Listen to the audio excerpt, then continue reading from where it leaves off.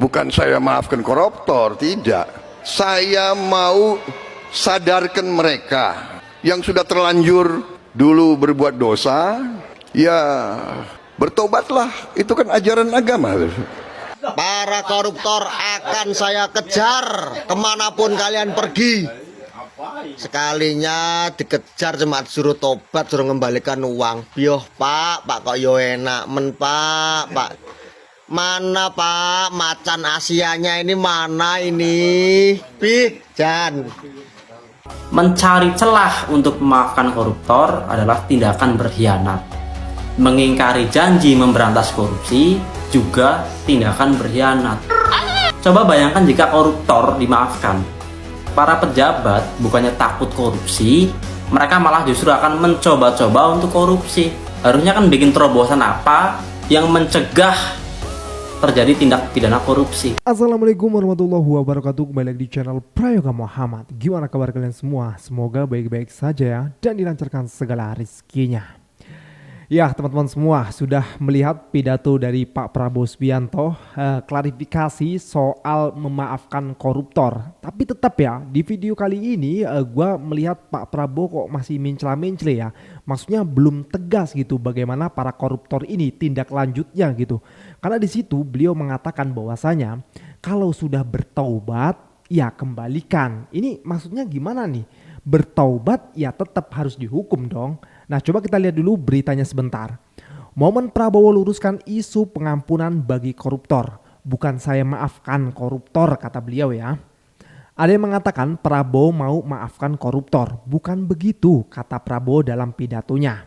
Kalau koruptor sudah bertaubat, bagaimana tokoh-tokoh agama orang bertaubat? Bertaubat tapi kembalikan dong yang kau curi, lanjut Pak Prabowo.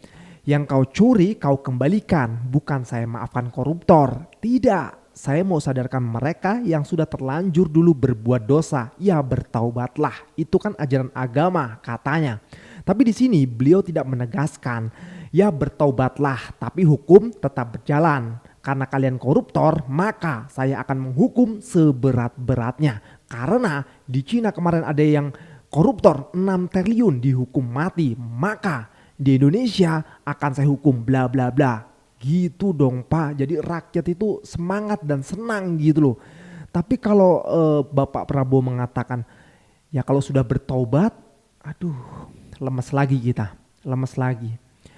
Karena gini loh Pak, walaupun koruptor ini mengembalikan uang yang dicuri, itu nggak berarti apa-apa untuk negara gitu loh. Itu nggak ada keuntungan sekali untuk negara gitu loh. Karena yang seharusnya ketika ada koruptor 100 miliar, kembalikan uang itu 150 miliar atau 200 miliar. Kalau tidak bisa hukuman sekian atau hukum mati. Kan mantap gitu loh. Habis itu dimiskinkan. Wah sudah aman kita punya Indonesia ini. Tapi ya tak tahulah ya. Karena rakyat ini udah bosan, jengkel dan emosi aja gitu kalau ngelihat hukum koruptor ini. Oke teman-teman semua, kita langsung saja lihat pidato Pak Prabowo dan langsung dikomentari oleh para netizen. Ini dia videonya. Bukan begitu. Kalau koruptornya sudah tobat, bagaimana tokoh-tokoh agama? Iya kan? Orang bertobat tapi kembalikan dong yang kau curi.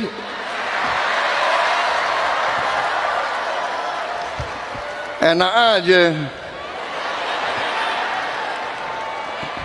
Udah nyolong, aku bertobat. Yang kau curi kau kembalikan. Bukan saya maafkan koruptor, tidak. Saya mau sadarkan mereka yang sudah terlanjur dulu berbuat dosa, ya bertobatlah. Itu kan ajaran agama. Bertobatlah, kasihan rakyat, kembalikan uang itu. Sebelum kita cari hartamu kemana, kita akan cari. Ya benar, kalau udah berbuat dosa, berbuat salah, bertaubatlah. Tapi tetap ada konsekuensinya. Karena sudah korupsi, ya harus dihukum secara adil gitu loh. Bertaubat harus bertobat, tapi hukum tetap berjalan. Hukum berikan hukuman yang setimpal.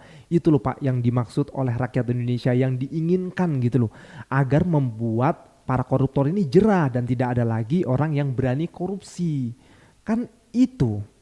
Tapi di sini gua ngelihat Pak Prabowo nggak tegas ke situ gitu loh, hanya mengatakan ya bertobat dan ingin menyadarkan. Kita lanjut lagi guys. Bertobat tapi kembalikan dong yang kau curi. Oh alah Pak Prabowo, kami sebagai pendukung sampean bener-bener kecewa. Tak kira pidatonya sampean, para koruptor akan saya kejar kemanapun kalian pergi. Sekalinya dikejar cuma suruh tobat, suruh ngembalikan uang. Bioh Pak kok yo enak men Pak. Mana Pak macan Asianya ini mana ini? Jan. Wes kecewa tenan Pak.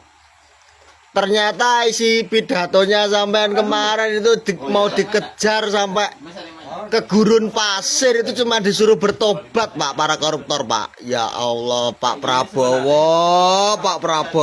Wes rugi aku lek nangisi sampean Pak. Sumpah. Demi Allah aku tahu nangisi sampean nih Pak. Sering aku nangisi sampean nih Pak. Lah kok menggur koyo ngene to Pak negara iki. Di mana penegakan hukum ini Pak? Koruptor luar biasa kejahatannya, dikejar sampai ke gurun pasir. Di dalam pidatonya sampean ujung-ujungnya cuma suruh bertobat, kembalikan uangnya. Lah sementara orang kecil yang nyuri singkong hanya untuk makan ngisi perutnya, hukumannya jan kayak dibles nih, jan nganti kayak bongko kalau Pak. Yo jan kecewa tenan aku Pak Prabowo. Wis Prabowo, admin Gerindra, Menteri Hukum Prabowo, dan para buzzer pemerintah harus denger ini.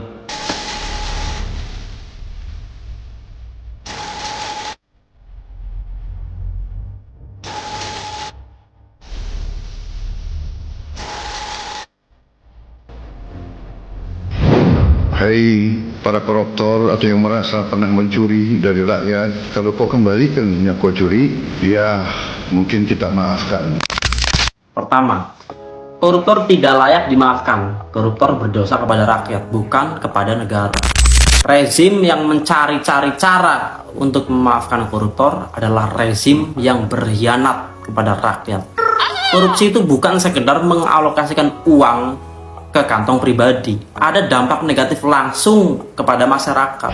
Korupsi menyebabkan akses ke rumah sakit menjadi lambat, distribusi barang jadi mahal, kualitas pendidikan buruk, layanan kesehatan buruk, ekonomi nyungsep, bayi-bayi lahir dalam kondisi stunting, gizi buruk, anak-anak putus sekolah. Jadi duit yang dikembalikan itu tidak menebus dosa apapun. Kedua, khusus untuk Bapak Prabowo yang katanya macan Asia, katanya mencari celah untuk memaafkan koruptor adalah tindakan berkhianat. Mengingkari janji memberantas korupsi juga tindakan berkhianat. Jadi ada pengkhianatan ganda dari satu isu. Coba bayangkan jika koruptor dimaafkan, para pejabat bukannya takut korupsi, mereka malah justru akan mencoba-coba untuk korupsi. Toh nanti dibalikin diam-diam dimaafkan. Bukannya mempersempit celah potensi tindak pidana korupsi, kok malah memperluas. Harusnya kan bikin terobosan apa yang mencegah terjadi tindak pidana korupsi. Ketiga, buat para buzzer golongan 58, Jokowi yang menulis, Prabowo yang eksekusi. Jokowi yang menulis, Prabowo yang eksekusi, mana? Dimaafin.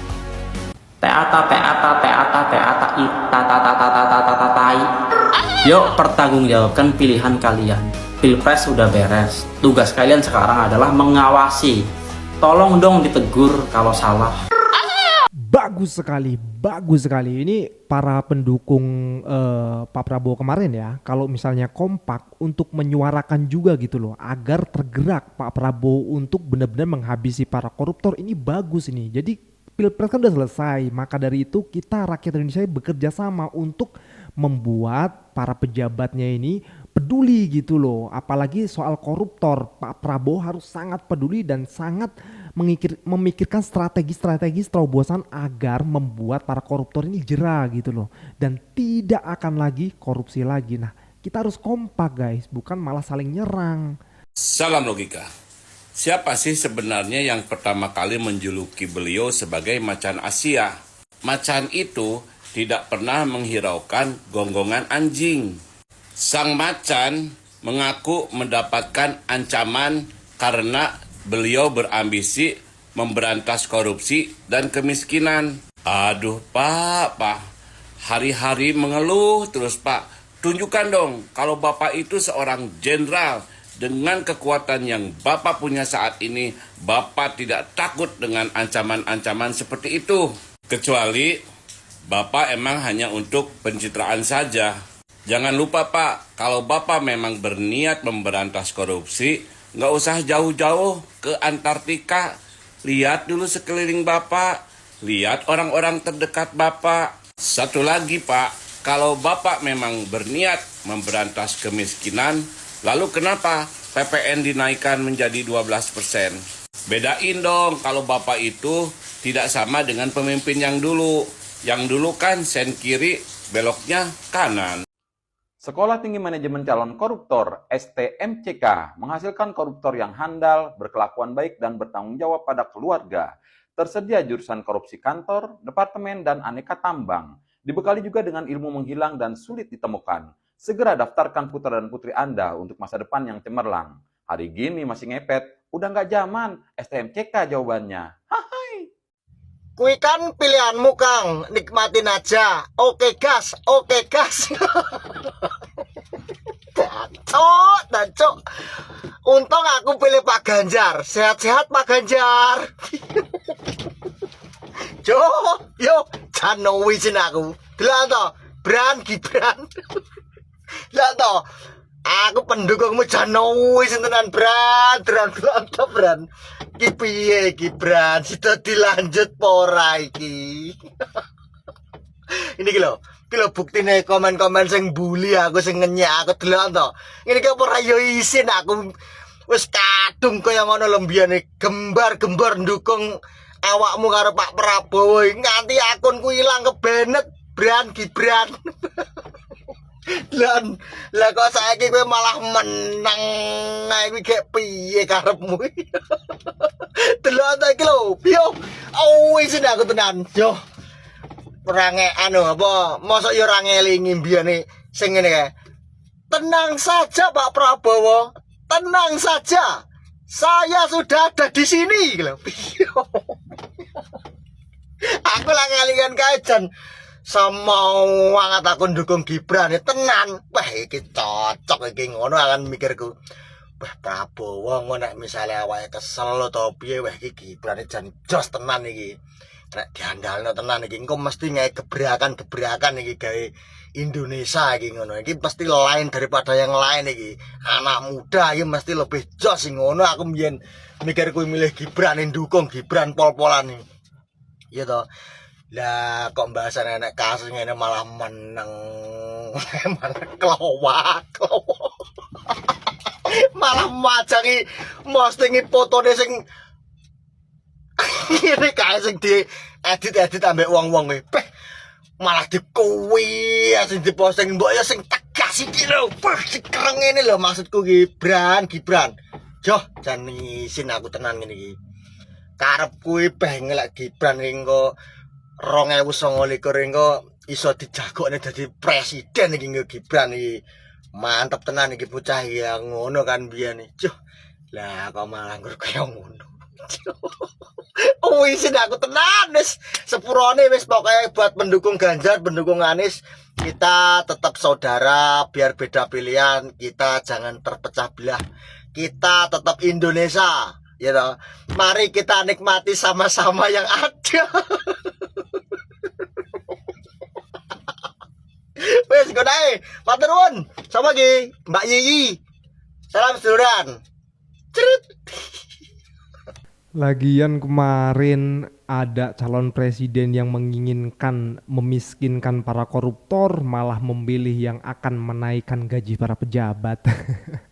Tapi ya sudahlah ya, Pilpres sudah selesai, saatnya kita bersatu teman-teman semua. Ayo rakyat Indonesia kita bersatu. Kalau kita bersatu pasti kita akan kuat melawan buzzer-buzzer rezim. Oke teman semua, sekian dari gua Praga Muhammad. Wassalamualaikum warahmatullahi wabarakatuh.